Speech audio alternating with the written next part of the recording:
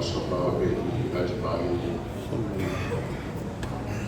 أما بعد فأعوذ بالله من الشيطان الرجيم. بسم الله الرحمن الرحيم. ليلة القدر خير من ألف شهر. صدق الله مولانا العظيم وصدق رسوله النبي الأمي الكريم. ونحن على ذلك لمن الشاهدين والشاكرين والحمد لله رب العالمين. درود پاک. الصلاة والسلام علیک یا سیدنا یا رسول اللہ. قرآن کریم ختم ہوا اور اس کے ساتھ ساتھ آپ کو یہ بھی پتہ ہے کہ مسجد کے ساتھ قرآن کریم یاد کروانے کا مدرسہ بھی موجود ہے. ہر سال بچے قرآن پاک مکمل حفظ کر کے فارغ ہوتے ہیں. تو پچھلے سال سے یہ روٹین ہے کہ اس موقع کے اوپر ان کے سروں کے اوپر دستار فضیلت سجائی جاتی. تو یہ بہت بڑا اعزاز ہے. تو یہ بہت بڑے کمال کی بات ہے. قرآن پاک کے ساتھ نسبت اور تعلق جس طرح کا بھی ہو اس بندے کو فضیلتیں اور رحمتیں حاصل ہوتی. اگر کوئی اس کتاب کو نہیں بھی سمجھتا، اور جو اجمی ہیں ان میں سے اکثر ایسے ہوتے ہیں کہ صرف ناظرہ پڑھا ہوتا ہے، اوپر سے دیکھ کر پڑھ لیتے ہیں، ان کو سمجھ نہیں ہے. ویسے زیادہ فضیلت تو یہی ہے کہ اس کلام کو سمجھنا بھی چاہیے. یہ پیغام ہدایت ہے. اللہ تعالیٰ نے انسانیت کی رہنمائی اور ہدایت کے لیے اپنے کلام کو نازل فرمایا. تو جب تک ہم اس کو سمجھیں گے نہیں، ہم ہدایت کیسے حاصل کر سکتے ہیں؟ لیکن یہ کلام ایسا ہے، اتنا اعلیٰ و عرفہ کلام ہے اللہ تعالیٰ کا کہ اس کو آپ بے شک نہ بھی سمجھیں، اوپر سے دیکھ کر بھی پڑھ لیں تو حضور فرماتے ہیں کہ ایک حرف کے بدلے میں 10 نیکیاں اللہ تعالیٰ کا فرماتے ہیں. پھر آپ نے مثال دے کر سمجھایا کہ الف لام میم یہ نہ سمجھ لیں کہ یہ ایک حرف ہے. نہیں، الف الگ ہے، لام الگ ہے اور میم الگ ہے. یعنی صرف الف لام میم پڑھنے سے اللہ تعالیٰ کی جناب سے 30 نیکیاں اس بندے کو عطا کرتی ہے. بعض حضرات بڑی غصہ شکنی کرتے ہیں کہ وہ اس طرح ایک طوطے کی طرح ایسے پڑھتے جاتے ہیں، اس طرح کیا نہیں. قرآن پاک نازلہ پڑھے، قرآن پاک کی زیارت ہی کر لے. آپ جو پڑھنا نہیں بھی جانتا، نازلہ بھی نہیں پڑھ سکتا، وہ قرآن پاک پڑھ کے اس کی زیارت کر لے گا. اللہ تعالیٰ اس کی وجہ سے بھی اس پر رحمتوں کی برسات فرمائے گا. تو اس کو سمجھنا، اس کو یاد کرنا، یہ تو بہت بڑی فضیلت ہے. اور جو آدمی اپنا قرآن پاک کے ساتھ تعلق مضبوط کرتا ہے اس کو صاحب قرآن کہا جاتا ہے، یعنی قرآن کا ساتھی. تو قرآن کا ساتھی وہ ہے کہ جو صرف قرآن پاک نازلہ ہی نہ جانتا ہو یا صرف زبانی اس کو رٹا ہی نہ لگایا ہوا ہو، بلکہ صاحب قرآن، قرآن کا ساتھی وہ ہے کہ جس نے اس کلام کو یاد بھی کیا اور اس کلام کو سمجھا بھی اور اس کلام کے اوپر پوری طرح عمل کرنے کی بھی کوشش کرتا ہے. اس طرح کا جو قرآن پاک کا ساتھی ہے، صاحب قرآن ہے، اس کا کیا مقام ہے؟ ان القرآن یلقا صاحبہ یوم ینشق عنہ القبر کالرجل الشاہد. کہ قرآن پاک کی ملاقات ہوگی اپنے ساتھی کے ساتھ. صاحب قرآن جو بتایا کہ ساتھی کون ہے. ہر بندہ کو قرآن کا ساتھی نہیں بن سکتا. جو فضائل بیان کیے جاتے ہیں کہ قرآن پاک زبانی یاد کر لے، اس کے والدین کو بھی تاج پہنایا جائے گا، وہاں ساتھ عمل کی بات بھی ہے. من قرأ القرآن وعمل بہ، کہ قرآن پاک جس نے پڑھا اور اس کے ساتھ ساتھ اس کے اوپر عمل بھی کیا. یہ نہیں کہ قرآن پاک یاد کر کے پھر جس قسم کے مرضی پر جو مرضی کرتا رہے، یہ نہیں. قرآن پاک کے اوپر پوری کی یہ شان ہوگی کہ وہ دن قیامت کا دن جب سور پھونکا جائے گا، ہر بندہ اپنی قبر سے باہر نکلے گا، تو حضور آقا دو عالم صلی اللہ علیہ وسلم فرماتے ہیں کہ اس دن قرآن کریم کی ملاقات اپنے ساتھی صاحب قرآن سے ہوگی۔ گر راجل شاہد، بظاہر ایسی صورتحال ہوگی جس طرح وہ رنگ پیلا پڑ جاتا ہے، رنگ اڑا ہوا ہے، اس طرح۔ تو قرآن پاک اس بندے سے جو قبر سے نکلے گا اس سے پوچھے گا کہ اے بندے تو بتا، کیا مجھے پہچانتا ہے؟ میرے ساتھ کو جان پہچان ہے؟ تو ظاہر ہے وہ تو بڑی فکر لگی ہوگی ہر بندے کو، قیامت اس میں تو ہوش ہی نہیں ہوگا کسی کو۔ وہ کہے گا کہ نہیں، میں تمہیں نہیں پہچانتا۔ تو قرآن پاک فرمائے گا انا صاحب القرآن، کہ میں تمہارا صاحب، میں تمہارا ساتھی قرآن کریم۔ الذی ازماتک فی الحواجر واسہرت لیلک، میں تمہارا ساتھی قرآن ہوں کہ دنیا کے اندر تو مجھے پڑھتا تھا، میری خدمت کرتا تھا، میرے ساتھ وابستہ تھا۔ تیری کیا کیفیت تھی کہ گرمیوں کی دوپہریں ہوتی تھی، شدید گرمی ہوتی تھی، اس کے اندر تو مجھے یاد کرتا تھا، مجھے پڑھتا تھا، میرا علم حاصل کرتا تھا۔ تو ان گرمیوں کے اندر تم نے پیاس برداشت کی، تم نے نہ دوپہریں دیکھی نہ رات دیکھی، رات جب ہوتی تھی پھر بھی میرے ساتھ تیرا تعلق تھا، راتیں بھی تم نے جا کر گزار دی۔ انا صاحب القرآن، میں تمہارا وہی ساتھی قرآن پاک۔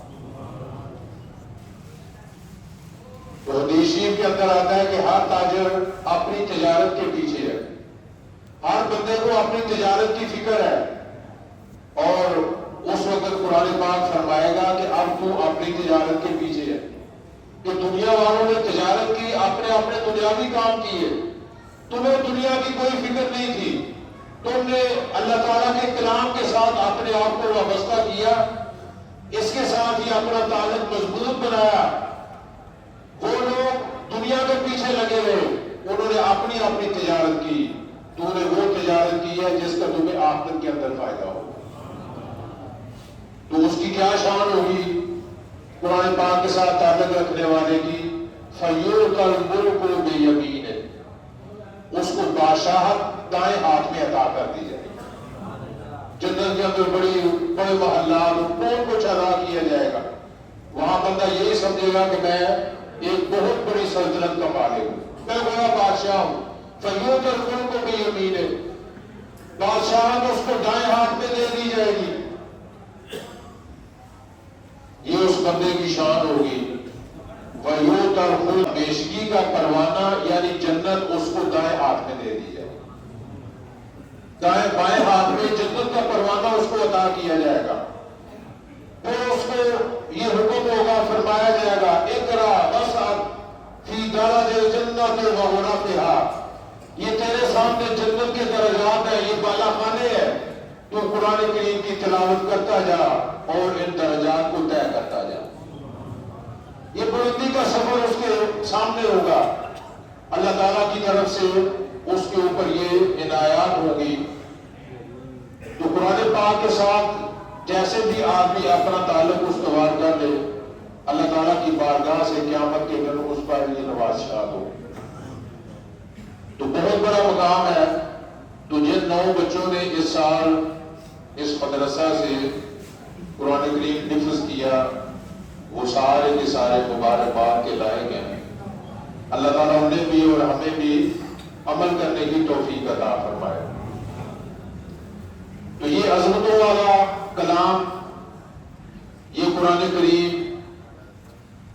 اِنَّا أَنزَلْنَاهُ فِي لَيْلَةِ الْقَدْرِ، یہ قدر والا، یہ مقام و مرتبے والا یہ کلام جس کے بارے میں اللہ تعالیٰ فرما رہا ہے کہ ہم نے اس کو لیلۃ القدر میں نازل فرمایا، قدر والی رات کے اندر۔ تو سارے سلسلے قدر والے ہیں۔ اللہ تعالیٰ نے جو ہمیں پیغمبر عطا فرمائے، امام الانبیاء والرسل،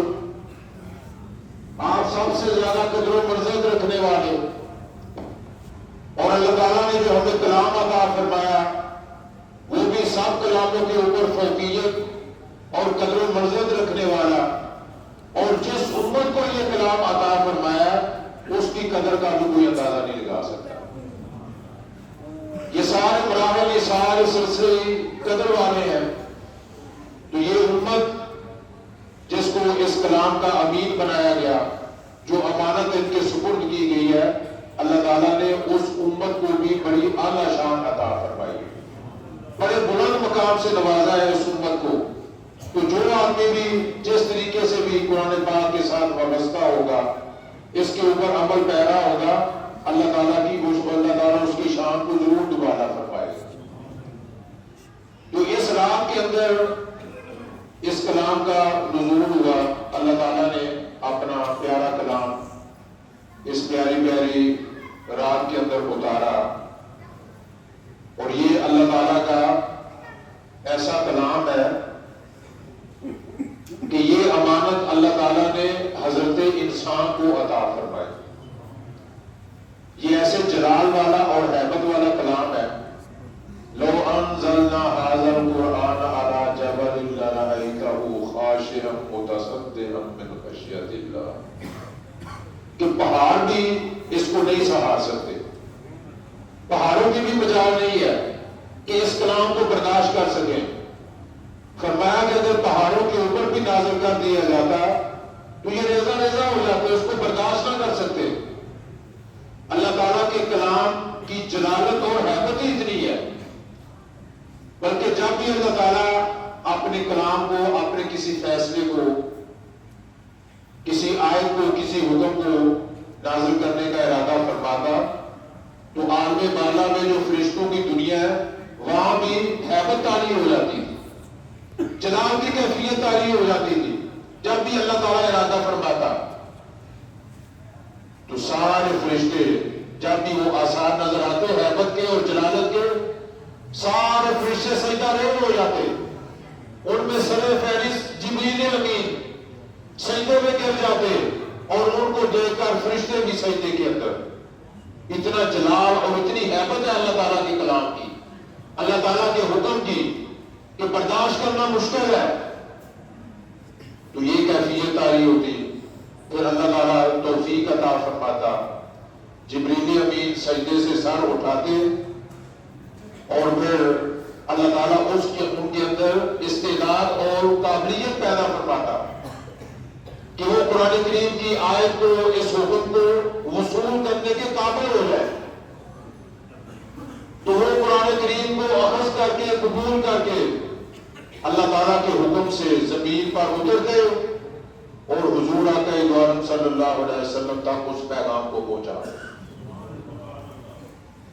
تو یہ اللہ تعالیٰ کا کلام جبریل امین کے ذریعے حضور آقا عالم صلی اللہ علیہ وسلم کے قلب اقدس کے اوپر نازل ہوا۔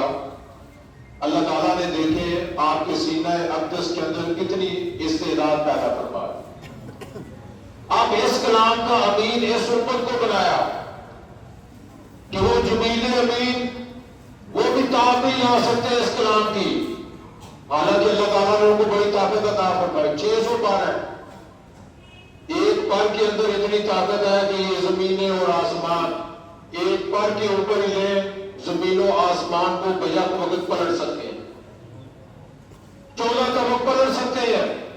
اللہ تعالیٰ نے ان کو اتنی طاقت عطا فرمائی، اور اس کلام کے اندر اتنی ہیبت اور جلالت ہے، وہ اس کلام کا امین اللہ تعالیٰ نے حضرت انسان کو بنا دیا، اس کو شرف عطا فرمایا کہ یہ اس کلام کو پڑھتا ہے، اس کی تلاوت کرتا ہے، اور اس کی تلاوت کو سننے کے لیے آسمان سے فرشتے اترتے ہیں۔ ان قرآن الفجر کان مشہودا، فجر میں قرآن کریم پڑھا جاتا ہے تو صبح بھی فرشتے اترتے ہیں، شام کو بھی فرشتے اترتے ہیں، تو ان کا اکٹھ ہوتا ہے فجر کے وقت، قرآن پاک کی تلاوت ہوتی ہے، نماز کے اندر پڑھتے ہیں، تو اس وقت فرشتوں کا اکٹھ ہوتا ہے، صبح و شام کے فرشتے اکٹھے ہو جاتے ہیں، جو رات کو آئے تھے انہوں نے واپس جانا ہوتا ہے، جنہوں نے دن کے وقت یہاں رہنا ہے ان کا بھی نزول ہوتا ہے۔ ان قرآن الفجر کان مشہودا، تو فجر کا وقت ہوتا ہے، قرآن کریم کی تلاوت ہو رہی ہوتی ہے، اور اس تلاوت کو سننے کے لیے اللہ تعالیٰ فرشتوں کو زمین کے اوپر بھیج دیتے ہیں۔ تو فرشتوں کا نزول اس رات کے اندر بھی ہوتا ہے، تنزل الملائکۃ والروح، کہ اللہ تعالیٰ کے حکم سے فرشتوں کا نزول ہوتا ہے، جن کی قیادت جبریل امین علیہ السلام فرماتے ہیں۔ ان کی قیادت کے میں اس رات کے اندر فرشتوں کا نزول ہوتا ہے۔ تو جو بھی اہل ایمان عبادت کے اندر مصروف ہوتے ہیں، قرآن کریم کی تلاوت کے اندر مصروف ہوتے ہیں، وہ ان کی تلاوت کو بھی سنتے ہیں، اور ہم گناہگاروں کے لیے دعائیں بھی کرتے ہیں۔ رحمتوں کا نزول ہوتا ہے، فرشتے ہمارے لیے دعائیں کرتے ہیں، ہمارے لیے استغفار کرتے ہیں، بخشش کی دعائیں کرتے ہیں۔ حتیٰ مطلع الفجر، جو یہ رات طلوع ہوتی ہے فرشتوں کا نزول ہوتا ہے، اور یہ سلسلہ کب تک جاری رہتا ہے؟ جب تک فجر طلوع نہیں ہو جاتا۔ شام سے لے کر صبح تک فرشتوں کا نزول ہوتا ہے جبریل امین کی قیادت میں، بلکہ یہاں تک بھی بیان کیا جاتا ہے کہ فرشتے اہل ایمان کے ساتھ مصافحہ بھی کرتے ہیں۔ ہمیں ظاہر ہے اس چیز کا احساس نہیں ہوتا، محسوس نہیں ہوتا، ہمارے اندر اتنی سکت اور طاقت نہیں ہے، لیکن اللہ تعالیٰ اہل ایمان کو یہ شان عطا فرماتا ہے، یہ مقام عطا فرماتا ہے۔ تو اس رات کے اندر اللہ تعالیٰ نے ہمیں حاضری کی توفیق عطا فرمائی۔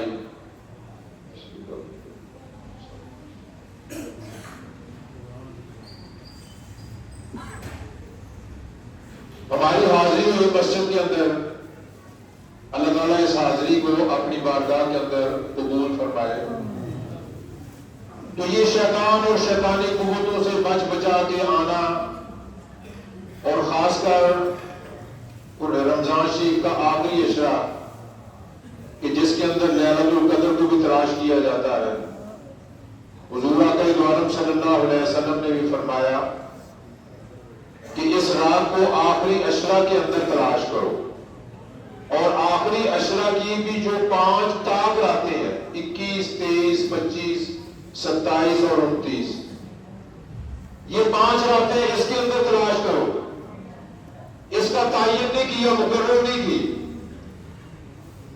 موقع عطا فرمایا کہ صرف ایک رات ہی عبادت نہیں کرنی، اللہ تعالیٰ کی توفیق سے 5 راتیں عبادت کے اندر گزارو، ہر رات کے اندر ثوابیں حاصل کرو، برکتیں حاصل کرو۔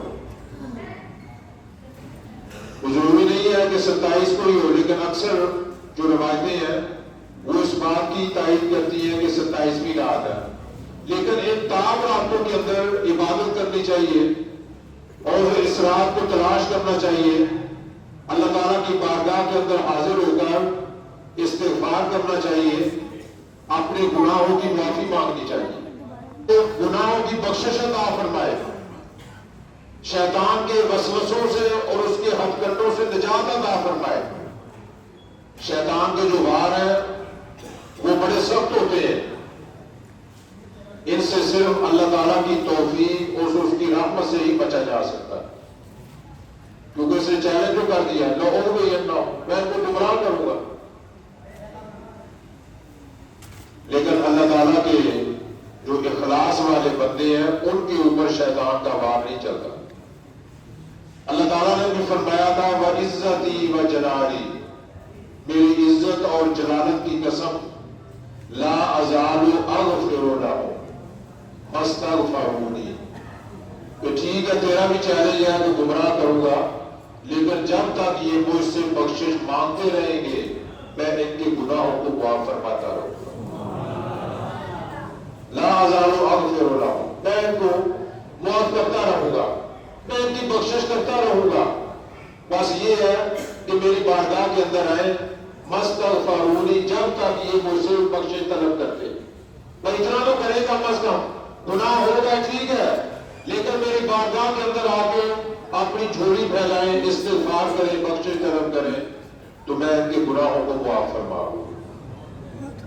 حدیث شریف کے اندر آتا ہے بعض بات ہوتا ہے بندہ دعا کرتا ہے، دعا قبول نہیں ہوتی، مایوسی کی حد تک پہنچ جاتا ہے، تو اللہ تعالیٰ کی رحمت سے مایوس نہیں ہونا چاہیے، اسے مانتے رہنا چاہیے۔ یہ اس کی مصلحت ہے، اس کی حکمت ہے کہ کوئی نعمت فوری عطا کرنی ہے یا دیر کے بعد عطا کرنی ہے، یہ دنیا میں نہیں عطا کرنی، آخرت میں عطا کرنی، یہ تو اللہ تعالیٰ کے فیصلے ہیں، اس سے مانتے رہنا چاہیے۔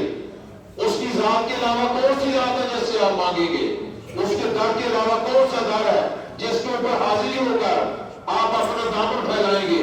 نہ اس کی ذات کے علاوہ کوئی اور ذات ہے جو کسی چیز کی مالک ہو، نہ اس کے در کے علاوہ کوئی در ہے کہ جہاں حاضر ہو کر آپ معافی طلب کریں، اس کی ذات سے سوال کریں۔ کوئی اور نہیں ہے، وہی ذات ہے ہمارے لیے، وہی ہماری حاجتیں پوری کرنے والا ہے، وہی ہمارے سوال کو شرف قبولیت عطا کرنے والا ہے، وہی سب کچھ عطا کرنے والا ہے، اس کے علاوہ کوئی ذات نہیں ہے، کوئی در نہیں ہے، اسی کی بارگاہ میں ہی ہم نے حاضر ہونا ہے۔ تو بعض بار انسان ہے مایوس ہو جاتا ہے۔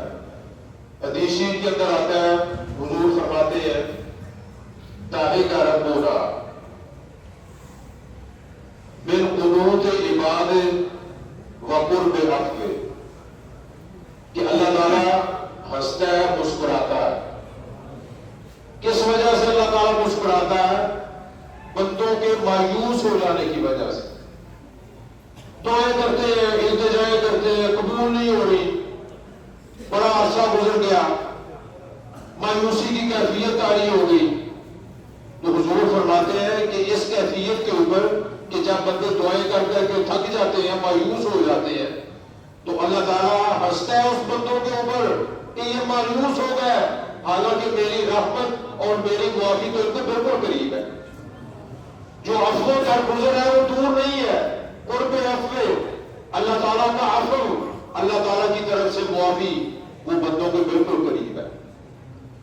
عفو ہوتا ہے مٹا دینا، ایک ہے گناہوں کو معاف کر دینا، بعض اوقات نامہ اعمال میں موجود بھی رہتے ہیں، اللہ تعالیٰ غفار ہے، ستار ہے، پردہ ڈال دیتا ہے، پردہ ڈال دیا لیکن وہ گناہ پھر بھی موجود رہتا ہے، یعنی کہ کسی کو پتہ نہیں چلتا۔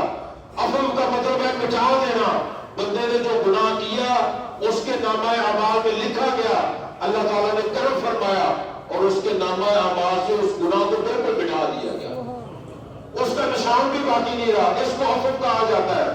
تو اللہ تعالیٰ اپنی شان کے مطابق مسکراتا ہے، وہ ہنستا ہے۔ صحابہ کرام بڑے متعجب ہوئے، ایضحک ربنا، کہ ہمارا رب بھی ہنستا ہے، مسکراتا ہے، یہ تو بندوں کا کام ہے۔ اللہ تعالیٰ کو آزاد سے، یہ کیفیات سے، اللہ تعالیٰ کی ذات تو پاک ہے۔ ایضحک ربنا، پوچھا کہ کیا ہمارا پروردگار بھی ہنستا ہے، وہ بھی مسکراتا ہے؟ تو فرمایا نعم، ہاں میرا رب بھی مسکراتا ہے، ہمارا پروردگار بھی ہنستا ہے، لیکن اس طرح نہیں جس طرح ہم ہنستے ہیں، جس طرح ہم مسکراتے ہیں، اس طرح نہیں، بلکہ اپنی شان کے مطابق، جس طرح اس کی شان کے لائق ہے، اس طرح۔ تو صحابہ کرام نے پھر عرض کی، یا رسول اللہ، تو یہ جو مسکرانا ہوتا ہے یہ اس بات کی نشانی ہے کہ جو کسی کو دیکھ کر مسکرا رہا ہے وہ آج بھی اس سے راضی ہے۔ تو اللہ تعالیٰ کے مسکرانے کا، ہنسنے کا مطلب اس کی خوشنودی ہے، اس کی رضا ہے۔ جس بندے پر اللہ تعالیٰ مسکراتا ہے اس کا مطلب یہ ہے کہ اللہ تعالیٰ کی رضا اور خوشنودی اس بندے کو حاصل ہو جاتی ہے، اللہ تعالیٰ اس پر ناراض نہیں ہوتا۔ پھر تو صحابہ کرام نے پھر عرض کی، یا رسول اللہ، وہ رب لن نادم من رب یضحک خیرا، کہ وہ رب جو مسکراتا ہے، جو ہنستا ہے، تو ہم اس رب سے خیر کی امید کرتے ہیں۔ وہ رب ہمیں کو خیر سے کسی صورت میں محروم نہیں کرے گا، اس کی ذات میں حاضر ہو جائیں، ندامت کے آنسو بہائیں، روئیں، اور جب آدمی اپنا دامن طلب پھیلاتا ہے اور روتا ہے، اس کی آنکھوں سے آنسو جاری ہوتے ہیں، تو جو رونے کی آواز ہے وہ اللہ تعالیٰ کو بڑی پسند ہے۔ رونے کی، سسکیاں بھرنے کی اور آہوں کی جو آواز ہے، وہ آواز حدیث شریف کے اندر آتا ہے اللہ تعالیٰ کو تسبیحات کی آواز سے بھی زیادہ پسند ہے۔ یہ عاجزی کی انتہا ہے کہ جب بندے کے پاس کوئی بس نہیں ہوتا، التجائیں کر کے تھک جاتا ہے، درخواستیں پیش کرتا ہے، جب تھک جاتا ہے، مایوس ہو جاتا ہے، آخری حربہ اس کے پاس یہی رہ جاتا ہے کہ رو کے اپنا مدعا عرض کرے، اپنی درخواست پیش کرے، رو رو کے گر گرا کے آہوزاری کے ساتھ۔ یہ آخری ہتھیار ہوتا ہے انسان کے پاس، اور جب بندہ آہوزاری کرتا ہے، روتا ہے، آنسو بہاتا ہے، تو اللہ تعالیٰ کو یہ ادا بندے کی بہت پسند آتی ہے۔ اللہ تعالیٰ اس پر پھر ضرور کرم نوازی فرماتا ہے۔ تو آج کی رات بھی ہم نے اپنے پروردگار کی رحمت کو آواز دینی ہے، گر گرا کر، آنسو بہا کے اس کی رحمت کو اپنی طرف متوجہ کرنا ہے، اپنے لیے بھی مانگنا ہے، اپنے گھر والوں کے لیے، دوست احباب، رشتے دار، اپنے گلی محلے شہر والوں کے لیے، اپنے ملک کے لیے اور اپنے مسلمان بھائیوں کے لیے، دنیا میں جہاں کہیں بھی وہ بس رہے ہیں، مظلومیت کا شکار ہے، مفلوق الحال ہے، اپنے لیے بھی اور ان کے لیے بھی دعائیں کرنی ہے۔ انشاءاللہ اللہ تعالیٰ ہماری دعاؤں کو ضرور شرف قبولیت عطا فرمائے گا۔